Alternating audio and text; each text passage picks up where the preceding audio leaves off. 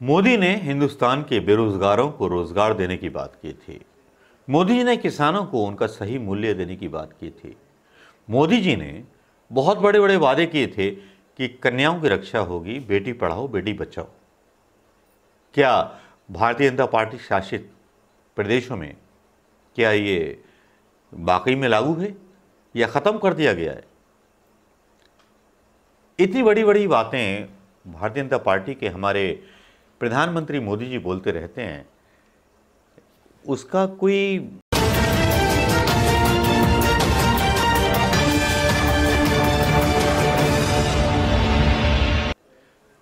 मोदी ने हिंदुस्तान के बेरोजगारों को रोजगार देने की बात की थी। मोदी जी ने किसानों को उनका सही मूल्य देने की बात की थी। मोदी जी ने बहुत बड़े बड़े वादे किए थे कि कन्याओं की रक्षा होगी, बेटी पढ़ाओ बेटी बचाओ। क्या भारतीय जनता पार्टी शासित प्रदेशों में क्या ये वाकई में लागू है या ख़त्म कर दिया गया है? इतनी बड़ी बड़ी बातें भारतीय जनता पार्टी के हमारे प्रधानमंत्री मोदी जी बोलते रहते हैं, उसका कोई सबूत है कि वाकई में ज़मीन पर उतर गया? राम जन्मभूमि बन गई, थम्स अप। 370 खत्म हो गई, थम्स अप। लेकिन रोजगार कहाँ गया?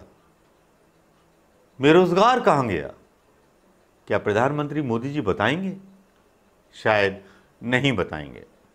लेकिन मोदी जी पर ऐसे ही कुछ रिपोर्ट्स जो मीडिया चैनल चलाते हैं, कुछ लोग सवाल पूछते हैं उनसे, तो शायद मोदी जी डायरेक्ट जवाब नहीं देते, ना कोई इंटरव्यू देते हैं किसी मीडिया को।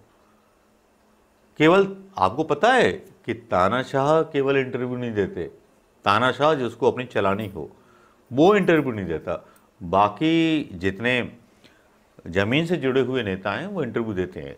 सरदार मनमोहन सिंह का जन्मदिन है, उन्होंने इंटरव्यू दिए थे पत्रकारों को, लेकिन पत्रकारों को तो खुद खरीद लिया गया है प्रधानमंत्री मोदी जी के द्वारा। तो फिर सच्चाई कैसे वापस आएगी? लेकिन सच्चाई आ जाती है। सच्चाई जब आ जाती है जब सोशल मीडिया पर नंगा होने लगता है मीडिया का तंत्र, नंगा होने लगता है पीएम मोदी जी का तंत्र, नंगा होने लगता है बीजेपी आईटी सेल का तंत्र। तब समझ में आता है कि हमारा प्रधानमंत्री मौन प्रधानमंत्री भी है और नग्न प्रधानमंत्री भी है। दोस्तों नमस्कार, बात करेंगे प्रधानमंत्री मोदी जी की। जी हाँ, प्रधानमंत्री मोदी जी की मन की बात करेंगे और उस मन की बात करेंगे जिस मन की बात में किसानों की कोई बात नहीं थी, बस अपनी ही एक तरह से वितृष्णा थी जो उन्होंने निकाल दी। प्रधानमंत्री मोदी जी पता नहीं क्यों गलती करते हैं, कौन से उनके सलाहकार हैं जो उनको गलत सलाह देते हैं, जो अपने हिसाब से अपने तानाशाह रूप में डूबे रहते हैं। तो प्रधानमंत्री मोदी जी कम से कम वहाँ डिफीट खा जाते हैं। आजकल प्रधानमंत्री मोदी जी मन की बात डालते हैं या कोई भी ओपिनियन पोल, कोई भी गोदी मीडिया डालता है तो वो बुरी तरह से हारता है। मन की बात पर जब बात चल रही थी तो प्रधानमंत्री मोदी जी को डिसलाइक करने का सिलसिला जारी था। इससे बड़ी बेइज्जती किसी प्रधानमंत्री के लिए नहीं हो सकती। हो सकता है कि जिन्होंने डिसलाइक किए हों उनके खिलाफ मुकदमे दर्ज किए जाएं, उनके खिलाफ कानूनी नोटिस भेजे जाएं, उनको देशद्रोही बोल दिया जाए, उनको सजा दे दी जाए या उनको जेलों में ठूंस दिया जाए, जिन्होंने वो हिम्मत दिखाई। लेकिन प्रधानमंत्री मोदी जी कम से कम देश की वो एक जुबान है जिसको समझने को तैयार नहीं है, जिस जुबान को उन्हें समझ जाना चाहिए था। जो एक वर्ग है, भारतीय जनता पार्टी का भी है और विपक्ष का भी है, या कह लीजिए आम हिंदुस्तानियों का भी है, जो प्रधानमंत्री मोदी जी से सिर्फ इतनी बात मांग रहा है कि कम से कम हिंदुस्तानियों की तरफ देख लीजिए, कारपोरेट्स की तरफ मत देखिए। कहाँ तो जियो का एक रिचार्ज डलता था 199 में, 599 के करीब हो गया है। लेकिन प्रधानमंत्री मोदी जी को शायद नहीं पता होगा, क्योंकि वो तो कम से कम बड़ी महंगी सब्जियां, बड़े महंगे सूट, बड़े महंगे चश्मे पहनते हैं, तो फिर उन पर कोई सवाल क्यों उठाए? क्योंकि मोदी मीडिया को एक विज्ञापन में लगा दिया जाता है बॉलीवुड पर कि भैया आप ये कवर कीजिए। लेकिन जब प्रधानमंत्री मोदी जी बात करते हैं, मन की बात करते हैं, 62,000 होते हैं या जो भी होते हैं, वहाँ डिसलाइक आने शुरू हो जाते हैं। तो लगता है कि शायद सबसे बड़े डिसलाइक प्रधानमंत्री बन गए हैं, और प्रधानमंत्री मोदी जी जो हैं केवल अपनी ही बेइज्जती नहीं करा रहे, हिंदुस्तान की बेइज्जती करा रहे हैं।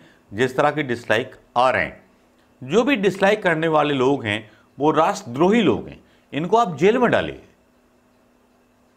सारे के सारे। प्रधानमंत्री मोदी जी, आप इनकी बात मत सुनिए, आप अपनी जगह सही हो। आप किसानों की बात लगा दो, आप सही हो। आप युवाओं की बात लगा दो, बेरोजगारों की बात लगा दो, आप सही हो।